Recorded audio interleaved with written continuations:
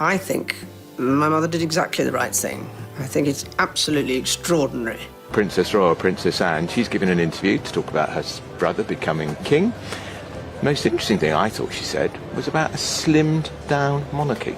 There's a reason Princess Anne is referred to as the hardest-working royal. The royal family of Britain has always been in spotlight for its dramatic decisions, fancy royal personalities and their cold wars for titles and especially for the crown. The major shift in royal family was seen when Queen Elizabeth II passed away in 2022. The royal palace has just informed Great Britain's Queen Elizabeth II has died. And Charles's firstborn son became the king, and his wife became queen. But somehow a lesser-known personality, Princess Anne, was also a suggestion for the crown. But because of her non-media type personality, most of the people weren't aware of them. But now some rumors are spreading secretly, as King Charles is diagnosed with cancer. The UK's King Charles III has been diagnosed with cancer. Buckingham Palace did not specify what type of cancer. And the royal names are fighting once again for the throne. Is the rumor really true? Does really the silent Princess Anne secretly wish to overcome Camilla for the title of Queen? Before starting anything, here are some glimpses from Princess Anne's life. Princess Anne, born on August 15, 1950, at Clarence House in London, was the second child and only daughter of Queen Elizabeth II and Prince Philip, Duke of Edinburgh. Her birth marked a joyful occasion for the royal family, as she followed her older brother Charles in what was a highly anticipated royal birth. The British royal family, known for their dedication to duty and tradition, celebrated Anne's arrival quietly, in keeping with the norms of the time. The Queen drives over to Clarence House to share this great happiness with her daughter as Britain rejoices in the birth of a baby sister for Bonnie Prince Charles.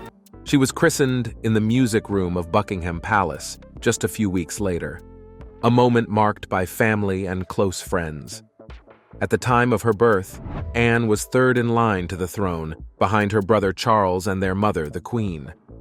Today, however, she stands 16th in line, as the line of succession changed with new laws that prioritize gender-neutral inheritance. Anne's education was steeped in both tradition and intellectual rigor. Like her brother Charles, she was tutored privately at home by governesses, with lessons that covered history, languages, and the arts. Anne, however, also attended Benenden School in Kent, where she was known for her academic achievements as well as her passion for sports. She thrived in this environment, excelling both in her studies and physical pursuits. While at Benenden, Anne showed an early aptitude for leadership and discipline, traits that would become central to her royal duties later in life. Despite her rigorous education, Princess Anne's intellectual curiosity led her to pursue further learning, including a brief time at the University of London, where she developed her knowledge of law and history. From a young age, Anne demonstrated an unwavering sense of duty and began taking on royal responsibilities at just 18 years old. She made her first official royal appearance at a public event in 1969, representing the Queen and the royal family. Over the years, Anne steadily built her role within the royal fold. You're very welcome and we'll very much appreciate it. And we hope you enjoy the rest of your day here in Montgomery and in Northern Ireland. When you go home, we hope you have a safe and pleasant journey home. Thank you very much. Becoming one of the most active and hard-working members of the monarchy. Her commitment to her duties has seen her attend countless royal engagements, both within the UK and abroad, and she has become recognized for her dedication to her work. Anne's reputation as the hardest-working royal is well-earned, as she has attended over 600 official engagements in some years, much more than many of her peers. Throughout her life, Princess Anne has been known to keep her personal life private, but her romantic relationships have garnered attention. In 1973, she married Captain Mark Phillips, an accomplished equestrian. As Mark Anthony Peter and Anne Elizabeth Alice Louise have consented together in holy wedlock and have witnessed the same before God and this company. In a grand ceremony that was widely celebrated by the British public. The couple had 2 children, Peter and Zara Phillips, but their marriage ended in divorce in 1992. Afterward, Anne married Sir Timothy Lawrence, a naval officer, in a quiet ceremony that was far more private than her first. Despite her personal life being scrutinized, Anne's focus has always remained on her royal duties and her family, with her second marriage being one of mutual respect and support. One of the most poignant and memorable moments of Princess Anne's life came in 2022, when she signed the death certificate of her mother, Queen Elizabeth II, after the Queen passed away at Balmoral Castle. Buckingham Palace announced the death of Her Majesty Queen Elizabeth II. As the Queen's only daughter, Anne was deeply involved in the final days of her mother's life, and her decision to sign the certificate was an emotionally significant act of duty. It was a moment of personal loss, yet Anne carried out this duty with grace, reflecting her lifelong commitment to the crown. Princess Anne has made an enormous impact through her charity work, championing causes close to her heart. She is known for her commitment to children's welfare, health, and education, working with over 300 organizations throughout her life. Her charitable focus has often been on promoting the welfare of children, the disabled, and those living in poverty. One of her most notable roles is as the president of Save the Children UK. Your Royal Highness, you accepted the presidency of Save the Children on condition that it would be a working presidency, where she has worked tirelessly for decades. Her work with the organization has taken her around the world, advocating for children's rights and emergency aid in countries affected by conflict and poverty. In addition to her charity work, Anne has been a vocal advocate for improving healthcare and raising awareness about medical conditions. She has long been involved with organizations dedicated to research, medical care, and healthcare improvement. Princess Anne's charitable efforts in the medical field have had a lasting impact, particularly in supporting programs that provide healthcare services to underprivileged communities and raise awareness about mental health. A life spent in the public eye has not diminished Anne's love for sports, particularly her passion for horseback events. Princess Anne is an accomplished equestrian and even competed in the 1976 Summer Olympics in Montreal, making history as the first member of the royal family to participate in the Olympic Games. Her athleticism and love for horse riding have remained a constant in her life, and she has used her platform to advocate for the sport and encourage others to get involved. She has also supported the Riding for the Disabled Association and other organizations that promote physical activity and the benefits of sports. Anne's commitment to education and intellectual development is another pillar of her public life. She has long been involved in educational initiatives and has worked with various organizations to improve access to education for children and young people around the world. Whether through her work with schools or organizations like the Princess Royal Trust for Carers. The Princess Royal Trust for Carers is an organisation that supports unpaid or informal carers. She has been a tireless advocate for the importance of education in shaping the lives of young people. In many ways, Princess Anne has continued her family's legacy of intellectual and academic excellence, drawing from her own educational experiences and encouraging others to value learning and personal growth. While Princess Anne has held a variety of titles throughout her life, the most prominent one is that of the Princess Royal, a title that she has held since 1987. It is a title reserved for the eldest daughter of the monarch, and it reflects the respect and responsibility she holds within the royal family. Beyond this, Anne has held leadership roles in several important organizations.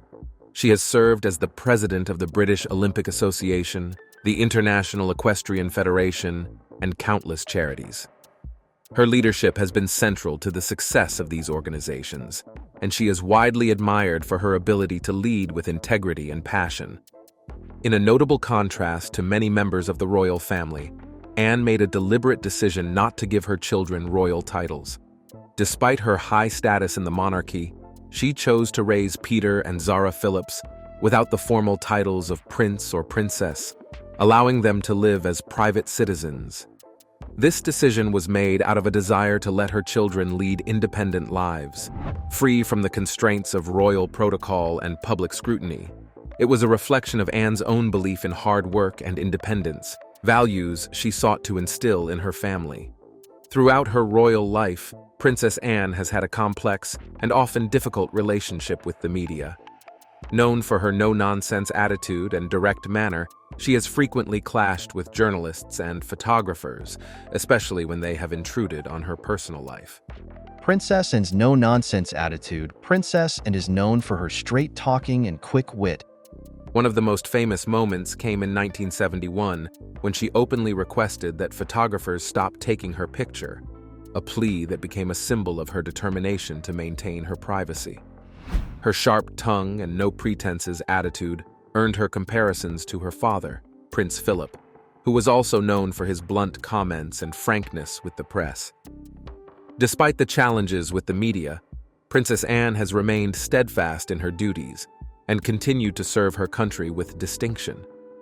Queen Elizabeth II, her mother, frequently praised Anne for her tireless commitment to royal duties, calling her the hardest-working member of the royal family. Through decades of service, Anne has demonstrated that being a royal is not just about titles and ceremonies, but about making a meaningful difference in the world. Princess Anne is widely admired for her down-to-earth nature and her hands-on approach to life, which sets her apart from many members of the royal family. Unlike many would expect of royalty, Anne takes care of her own makeup and hair, often opting for a practical, no-nonsense look. She's known to drive herself to events, showing a level of independence and self-reliance that is rare for someone of her status.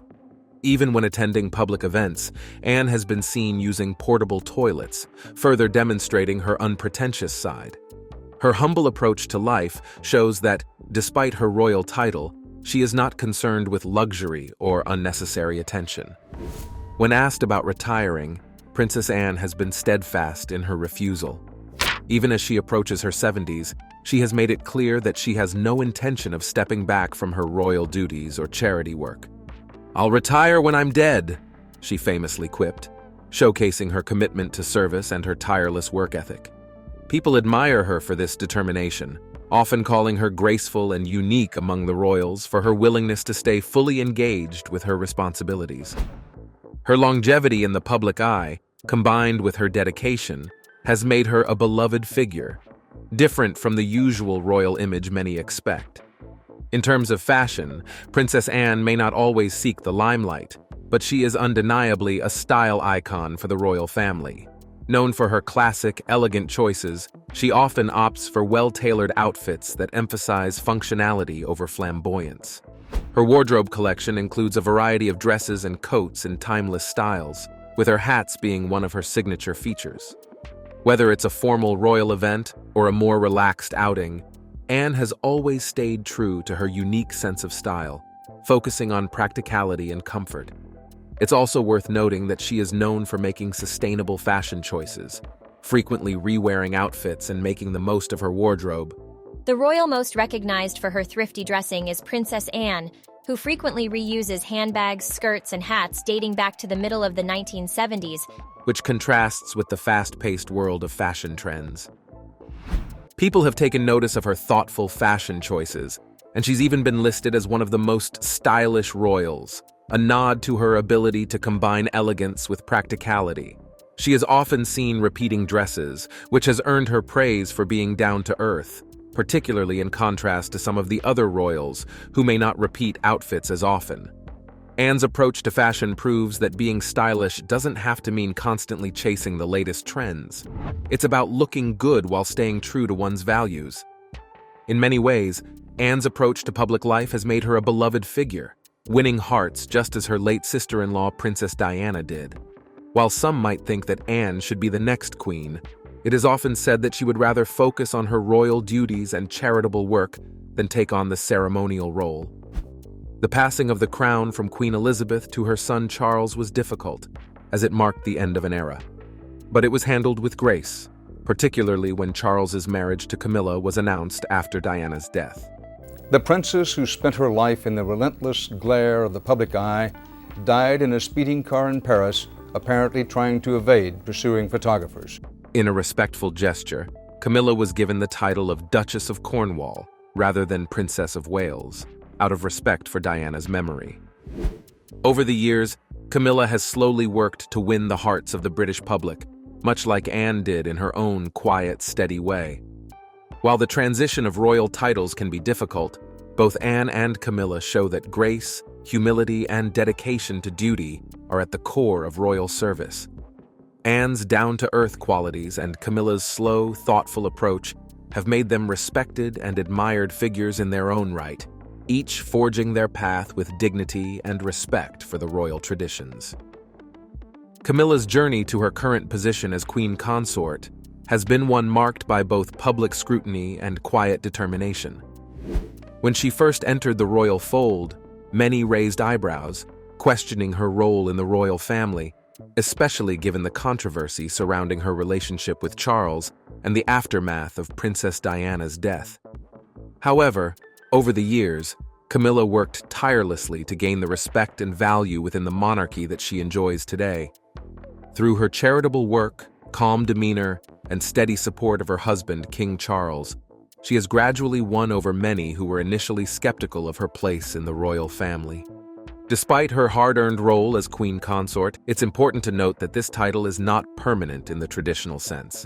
It can be lost should Charles no longer be king. While Camilla holds the title today, it is dependent on Charles's reign. Well, a title change is reportedly in the works for Queen Consort Camilla, expected to take place once Charles is crowned king at his coronation. But one thing is certain: Charles will always remain the king, regardless of the title his wife holds. Interestingly, many members of the public have often expressed that Princess Anne, due to her work ethic, dignity, and commitment to royal duties, would have been their first choice for queen. Anne, however, remains far lower in the line of succession, with her position far behind Charles, making the likelihood of her ever ascending to the throne extremely slim. Still, the sentiment speaks volumes about how Anne is regarded, with many believing that her no-nonsense approach would make her an ideal monarch. Yet, for now, the crown rests with Charles, with Camilla by his side. Camilla's journey to being crowned Queen Consort has been both remarkable and at times controversial. She was officially crowned alongside King Charles III during the coronation on May 6, 2023, a historic event that marked a new chapter for the British monarchy. However, this was not without its challenges. Just weeks before the event, Camilla had to cancel several public appearances after testing positive for COVID-19. Her absence from the spotlight during that time was seen as a setback, but it also gave her space to recover, while the rest of the royal family continued to carry out their duties. Camilla's efforts to grow into her role as Queen Consort have been evident throughout her time in the public eye. Since her marriage to Charles in 2005, she has worked tirelessly to gain the public's acceptance and support. She has used her platform to champion a variety of causes, particularly those related to health, literacy, and the welfare of women. Her royal visits have taken her across the UK and the Commonwealth, where she has met with communities, charities, and individuals to offer her support and raise awareness for important issues. Through these engagements, Camilla has quietly built a reputation for her genuine care and dedication to the causes she supports, solidifying her place as a respected member of the royal family.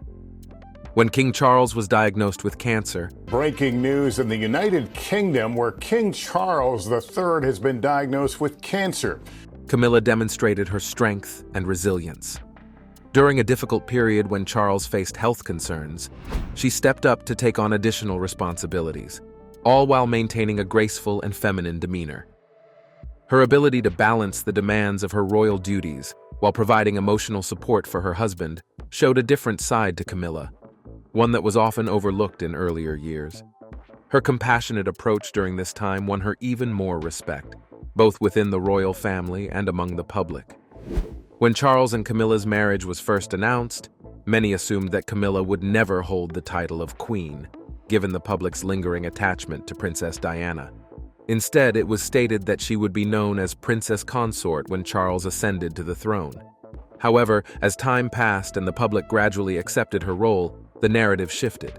Queen Elizabeth II, in a moment of historic significance, publicly declared Camilla would be crowned Queen Consort upon Charles's accession, recognizing her importance and the support she had provided to the royal family over the years. This official recognition marked a turning point, as it solidified Camilla's role in the monarchy, and her future became more certain in the eyes of the public. The coronation of Camilla as Queen Consort was a significant event that took place alongside King Charles's. The ceremony was a deeply symbolic occasion that included centuries-old traditions as well as personal touches that reflected the modern monarchy. Camilla, as Queen Consort, took an oath to support her husband in his role as monarch, further emphasizing her commitment to her new role.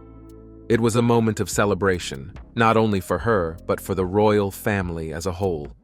For many, it was a reminder of how far Camilla had come, from a figure once scrutinized in the media to a woman now firmly established as a key figure in British royal life. However, there have been whispers of change within the royal family. Rumors have surfaced that Camilla may step down from her role as Queen Consort, with some suggesting that Princess Anne might rise in rank. If these rumors are true, it suggests that something is shifting behind closed doors in the royal family's power rooms. Such a move would be unprecedented and would no doubt send shockwaves through the British monarchy. Many are speculating about what is truly going on behind the scenes and what it might mean for the future of the monarchy. While these rumors are still unconfirmed, they have sparked intense curiosity among royal watchers and the British public. People are eagerly waiting to see what will happen next, as the royal family continues to evolve and adapt to the changing times. Will Camilla continue in her role as Queen Consort? Or will there be a surprising shift in the royal hierarchy? As we watch this unfolding drama, one thing is certain. What happens in the coming months will likely shape the future of the British monarchy in ways that we cannot yet fully anticipate. With such intrigue surrounding the royal family, there is no doubt that eyes will remain fixed on them as they navigate this next chapter.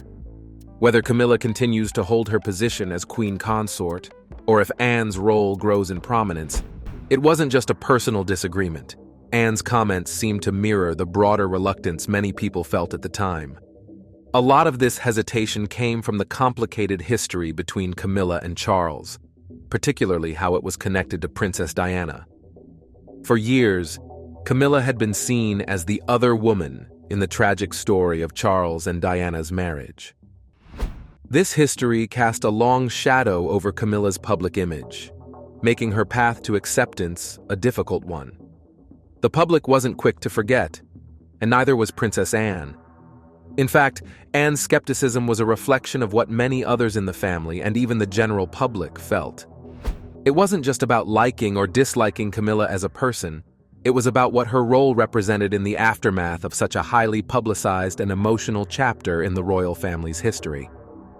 At the time, Anne's reservations highlighted the bigger challenge of bringing Camilla into the royal family. Princess Anne said to Camilla's face that you were queen consort, not queen. Correct. Wow. How could someone so tied to the past and its controversies become a symbol of the future of the monarchy? It wasn't just about their personal relationship. It was about the larger picture of what Camilla's presence meant for the monarchy moving forward. The royal family, especially Charles, was working hard to reshape Camilla's image, but it wasn't easy, especially when key members of the family like Anne had their own doubts. As time went on, though, the relationship between Anne and Camilla began to evolve, just as public opinion about Camilla started to shift. The once cold distance between the two women slowly warmed, as both of them found ways to navigate their roles in the changing landscape of the royal family. For Camilla, the journey to being accepted wasn't a straight path. It was filled with obstacles and moments of uncertainty. But the gradual softening of Anne's stance toward Camilla became a reflection of the broader public's growing acceptance of Camilla in her new role. Ultimately, the evolution of Anne and Camilla's relationship mirrored the slow but steady shift in how the public came to view Camilla. What began as tension and doubt transformed into a more respectful and perhaps even friendly relationship over time, reflecting how even within the royal family, change and reconciliation are possible. As she sought to solidify her role as a supportive and dedicated member of the royal family, speculation surrounding Camilla and King Charles's relationship grew. Biographer Penny Junor offers a compelling perspective on the dynamic between Camilla Shand and Charles, then the Prince of Wales. Juner suggests that Camilla's connection with Charles was shaped by a complex web of emotions. I have spoken to them in the past, and I've interviewed Prince Charles in the past, when his marriage actually was in terrible trouble. Particularly a desire for retribution against both Andrew Parker Bowles and Princess Anne. Despite her deep feelings for Andrew, their relationship was marred by his constant cheating.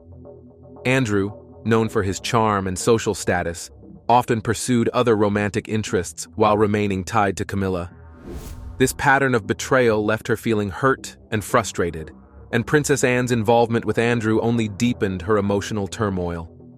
Knowing that someone as significant as Princess Anne was part of this complicated story intensified Camilla's feelings of betrayal and inadequacy. As a result, Camilla's emotional landscape became filled with disappointment and resentment, shaping her interactions with both Andrew and Charles. Junor's analysis invites us to reconsider the motivations behind Camilla's relationship with Charles, suggesting it was not just a romantic connection, but also a response to the wounds left by her past with Andrew and the complexities of her social life. This nuanced understanding of Camilla's journey adds depth to the story of her relationship with Charles, highlighting the mix of love, betrayal, and the quest for control in a world filled with social expectations and personal disappointments. Ultimately, the nature of the relationship between Princess Catherine and Queen Camilla, inviting speculation about how these two women will navigate their roles and identities in light of their pasts and the expectations placed upon them by the monarchy. Biographer Tom Bower highlights a notable conflict between Kate Middleton, the Princess of Wales, and Queen Camilla, which came to light during King Charles III's coronation. This disagreement, as Bower outlines, centers around the sensitive issue of the guest list for the coronation, a matter of considerable importance within royal protocol. Kate's dissatisfaction became clear when she realized Camilla had the privilege of inviting significantly more guests than she could. This disparity not only underscored the differences in their roles within the royal family, but also increased underlying tensions. The situation escalated further when Kate chose to leave the ceremony at Westminster Abbey without acknowledging Camilla, an action seen as a clear sign of their rift. Bower emphasizes that this conflict is not a fleeting issue resolved with the conclusion of the coronation celebrations. Instead, he warns that the ongoing strife between Kate and Camilla could have lasting implications for the stability of the royal family. The friction between these two prominent figures may influence public perceptions of the monarchy, shaping stories about its unity and trustworthiness. As this situation unfolds, observers will closely watch how Kate and Camilla manage their relationship and whether they can bridge their divide for the sake of the royal family's unity. As we explore the challenges facing the monarchy, one crucial issue stands out: Kate's health. Traditionally seen as a symbol of diplomatic grace within the royal family, Kate is currently dealing with significant difficulties that complicate her esteemed reputation. She is facing ongoing health issues as she recovers from chemotherapy, which requires a focus on her well-being and makes her circumstances particularly delicate. Despite this, Queen Camilla has reportedly insisted that Kate return to her royal duties as soon as possible, seemingly overlooking the importance of Kate's health and recovery process. This insistence has worsened existing tensions between the two women. In a recent development, Queen Camilla visited Kate, an encounter that many observers interpreted as having hidden motives. During this visit, Camilla expressed her own fatigue from the numerous royal responsibilities she has been managing and suggested that Kate should take on some of her duties. This proposal was met with considerable distress by Kate, who believes that her health and family commitments must come first. The suggestion has only intensified the ongoing conflict, sparking a wave of emotions and public discussion about the legitimacy of each party's position. On one side is Kate, facing cancer and prioritizing her recovery. On the other is Camilla, insisting on fulfilling her royal duties. This discord has not only strained the relationship between Kate and Camilla, but has also involved Prince William, who has publicly voiced his support for Kate and criticized Camilla's actions. The dynamics of this situation have become even more complex due to Queen Camilla's recent remarks about feeling overwhelmed by her royal responsibilities. Many observers have criticized her expressions of distress, arguing they seem trivial when compared to the serious health challenges faced by Kate Middleton, the Princess of Wales. This comparison has fueled public discussion and intensified the ongoing controversy surrounding the royal family, highlighting the differing experiences and expectations of its members. As this situation unfolds, the involvement of Prince Harry and Meghan Markle further complicates the dynamics within the royal family, adding layers to the already intricate relationships at play. Amid these tensions, Prince Harry and Meghan Markle have publicly expressed their strong support for Kate, adding another layer of complexity to the already intricate relationships within the monarchy. Their backing of Kate can be seen as a strategic move to align themselves with her, especially given the public sympathy surrounding her health struggles. This backdrop raises an intriguing question. Does Catherine, the Princess of Wales, enjoy a more favorable relationship with the late Queen Elizabeth compared to Camilla? To explore this question, it is essential to examine Catherine's bond with Queen Elizabeth. Throughout her time in the royal family, Catherine has benefited from the Queen's subtle yet impactful guidance. This mentorship has been instrumental in preparing her for her future role as Queen Consort, offering valuable insights into the responsibilities and expectations that come with such a position. Queen Elizabeth's support for Catherine has been evident in various public appearances and private interactions, where the Queen has often included Catherine in royal duties and decision-making processes. This nurturing relationship has likely boosted Catherine's growing confidence and poise as a member of the royal family. In contrast, Camilla's relationship with the late Queen has been more complicated, shaped by the historical context of her marriage to King Charles III and the public's view of her role within the monarchy.